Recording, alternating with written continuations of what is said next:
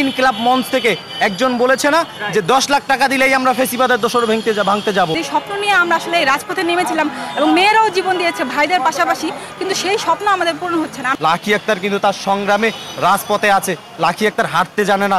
ন্যায়ের পক্ষে কথা বললে সেটা কারো না কারোর সাথে মিলে যাবে। এখন আমরা দেখছি যে ট্যাগিং দেওয়ার একটা রাজনীতি চলতেছে, এটা আমাদের রাজনীতির জন্য অনেক খারাপ। কারণ হচ্ছে আমরা দেখছি যে আমরা যখন এই আসিয়া হত্যা হলো, ধর্ষণ হলো, এবং আমরা যে যদি বলি যে 5 আগস্টের কথা, যে আমরা কি স্বপ্ন নিয়ে এই অভ্যুত্থানটা করেছিলাম, যে আমরা ছাত্র জনতা এবং সকল দল মত নির্বিশেষে যে আমরা এই আন্দোলনটা করেছি, যে দীর্ঘদিন যাবৎ আমাদের যে নিত্য প্রয়োজনীয় দ্রব্যের দাম সেটা কমতেছিল না, তারপর হচ্ছে আমাদের ভোটের অধিকার ছিল না।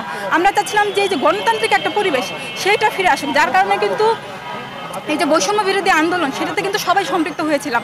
কিন্তু একটা পর্যায়ে যখন হচ্ছে এই স্বৈরাচার সরকারের পতন হলো, তার পরবর্তীতে আমরা দেখলাম যে স্বপ্ন নিয়ে আমরা আসলে এই রাজপথে নেমেছিলাম এবং মেয়েরাও জীবন দিয়েছে ভাইদের পাশাপাশি, কিন্তু সেই স্বপ্ন আমাদের পূরণ হচ্ছে না। আমরা যখন রাস্তায় বের হয়েছিলাম তখন কিন্তু আমাদের ড্রেস নিয়ে কেউ কোনো কথা বলে নাই, তখন কিন্তু আমাদের চিন্তা নিয়ে কেউ কোনো কথা বলে নাই, কারণ তখন আমাদের একটাই উদ্দেশ্য ছিল যে স্বৈরাচারকে হটাতে হবে, একটা গণতান্ত্রিক পরিবেশ আমাদেরকে ফিরে নিয়ে আসতে হবে। কিন্তু যখন আমরা স্বৈরাচারকে হটালাম তখন দেখলাম প্রথম আঘাতটাই মেয়েদের উপরে আসলো। আমরা দেখলাম যে মেয়েদের পোশাক নিয়ে কথা বলা হচ্ছে, মেয়েদেরকে ধর্ষণ করা হচ্ছে, এবং বিচারহীনতার যে অপসংস্কৃতি আমরা শেখ হাসিনার আমলে দেখে এসেছি সেটা এখন এই পর্যায়ে এসে আরও বেশি বেড়ে গেছে। আমাদের তো প্রত্যাশা এটা ছিল না। আমরা চেয়েছিলাম যে আমাদের ভোটের অধিকার হবে, নিত্য প্রয়োজনীয় দ্রব্যের দাম কমবে, নারীদের নিরাপত্তা থাকবে, কর্মসংস্থান হবে। কিন্তু এখন আমি শুরু থেকেই যদি বলি, আমরা জুলাই আগস্ট যে অভ্যুত্থান শেষ হয়ে গেছে এবং 5 তারিখের থেকে 8 তারিখ পর্যন্ত আমাদের দেশে কোনো সরকার ছিল না। তারপরে ডক্টর ইউনূস বিমানবন্দরে এসে দ্বিতীয় স্বাধীনতার কথা বলেছে। আপনারা যদি শুনে থাকেন, আমি টেলিভিশনের সামনে বসে থেকে শুনেছি, আমার মনে হয় সারা বাংলাদেশের মানুষও বিশ্বের বিভিন্ন জায়গার মানুষ এই কথাটা শুনেছে। দ্বিতীয় স্বাধীনতা, ওই জায়গাতেই প্রশ্নটা উঠেছে, মুক্তিযুদ্ধের যে প্রশ্ন, মুক্তিযুদ্ধকে বানচাল করে দেওয়া, 71কে বিলীন করে দেওয়ার প্রশ্ন উঠেছে। আমরা দেখেছি রিসেট বাটন, এই যে আলোচনাগুলো দিয়েছে এর মধ্য দিয়েই মবটাকে উস্কে দেওয়া হয়েছে। তো এইটা যে এই মব যে উস্কাচ্ছে, এই মব উস্কানোর পিছনে রাষ্ট্র তার পিছনে রয়েছে। আপনারা যদি দেখতে পারেন, গত কিছুদিন আগে, গত 1 দিন কিংবা 2 দিন আগেই ইনকিলাব মঞ্চ থেকে একজন বলেছে না যে 10 লাখ টাকা দিলেই আমরা ফেসিবাদের দোসর ভাঙতে যাব।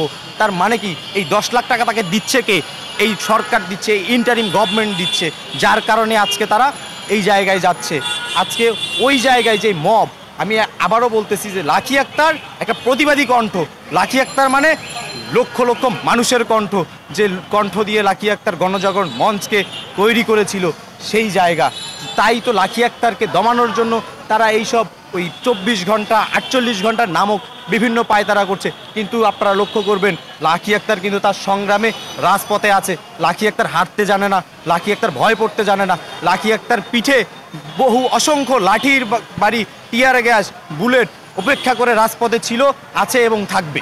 সামাজিক মাধ্যমে বা ইউটিউব ইনফ্লুয়েন্সার, তাদের এক ধরনের প্রবণতা দেখা যাচ্ছে, তারা হচ্ছে ভিউয়ার ব্যবসায়ী হয়ে উঠেছে এবং তাদের ভিউয়ার্স বাড়াবার জন্য নানা ধরনের উস্কানিমূলক তৎপরতা তৈরির চেষ্টা করছে।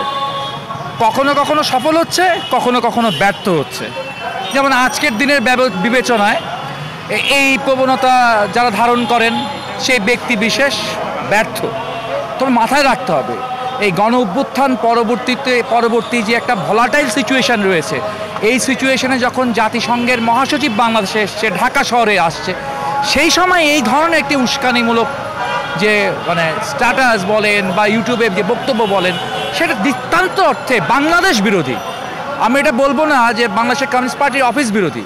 এই তৎপরতা হচ্ছে বাংলাদেশের যে ভাবমূর্তি, ঠিক আছে, সেই ভাবমূর্তি এবং আন্দোলনের গণ-অভ্যুত্থানের 24-এর অভ্যুত্থানের যে স্পিরিট, সেই স্পিরিটের বিরুদ্ধচারণ এবং বাংলাদেশ বিরোধী একটি আচরণ।